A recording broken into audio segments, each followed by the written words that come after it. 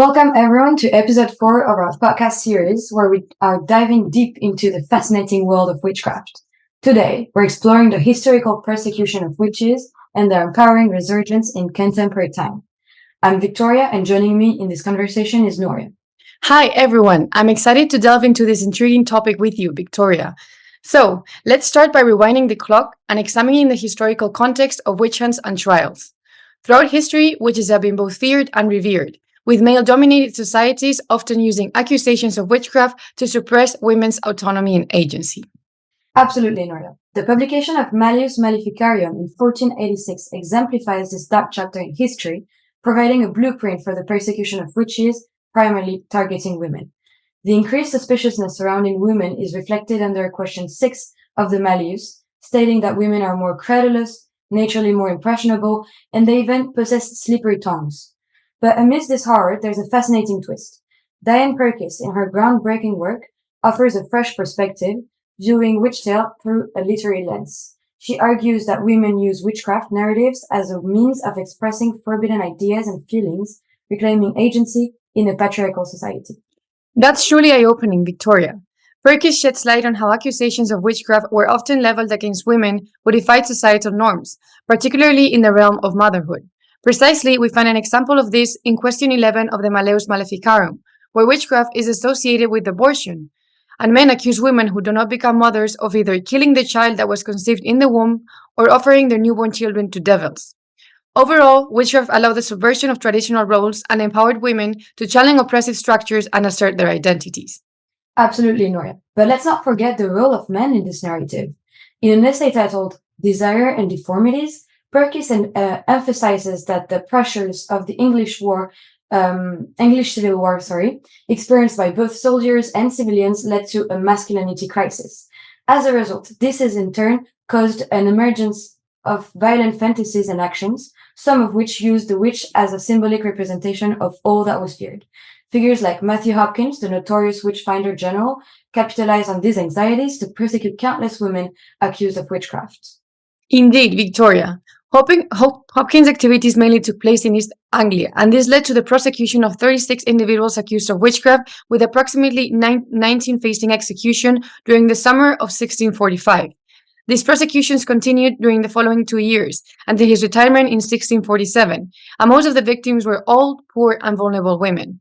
We could associate the Hopkins trials to a sort of spiritual battle, where Hopkins was transforming his own anxieties surrounding his manhood, and his role as a witch investigator allowed him to enhance his standing within the patriarchal hierarchy.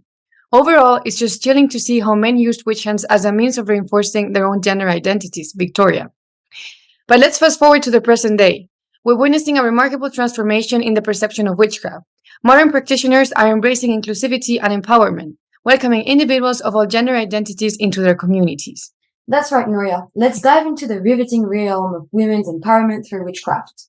Contemporary witchcraft is breaking free from its patriarchal shackles, offering a platform for feminist thinking and activism. Feminist covens are sprouting up across the US, challenging traditional power structures and reclaiming women's autonomy. For instance, Adler, in her paper entitled Drawing Down the Moon, Witches, Druids, Goddess Worshippers, and Other Pagans in America, has met with 9 different covens across the US, from Texas, California, Oregon, to the East Coast with New York, Florida, Massachusetts, Missouri, Illinois, and Pennsylvania. Indeed, and some of these covens are even built in opposition to men, right? Rejecting purposely some principles, norms, and structures of the modern craft, and claiming that women are witches by right of fact that they are women. Exactly, Nora. Picture this. Women proudly embracing their identities as witches, wielding their power to shape not only their own identities, but also their destinies and the world around them. According to Rogers, these women are tapping into a profound sense of empowerment, fueled by their ability to defy societal norms and take control of their bodies and environments. In Rogers' study, self-identified witches revealed a fascinating phenomenon.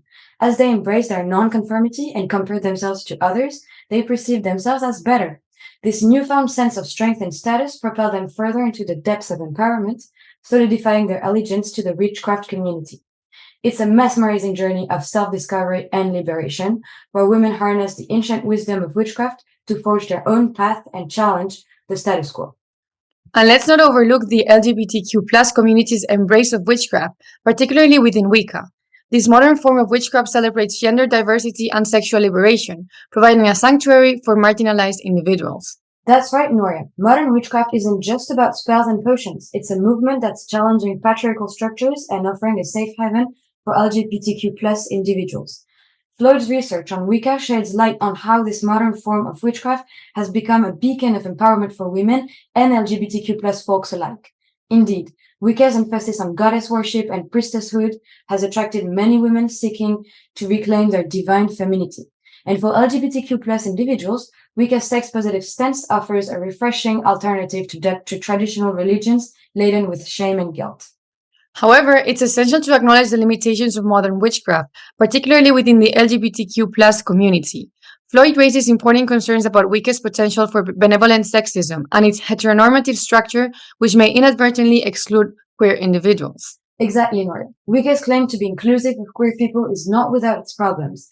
It can be seen as a form of benevolent sexism, and it might easily be perceived as an exclusionary environment as it worships a divine heterosexual pair in the god and goddess, especially for the LGBTQ plus population.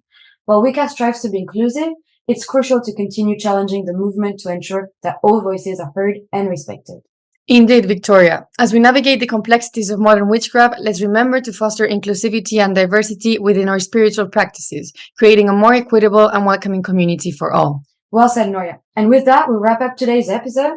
Thank you all for tuning in and joining us next time as we continue exploring our intriguing historical and cultural phenomena. This is Noria and Victoria signing off. And remember, keep casting those spells of love and empowerment wherever you go. Until next time, witches.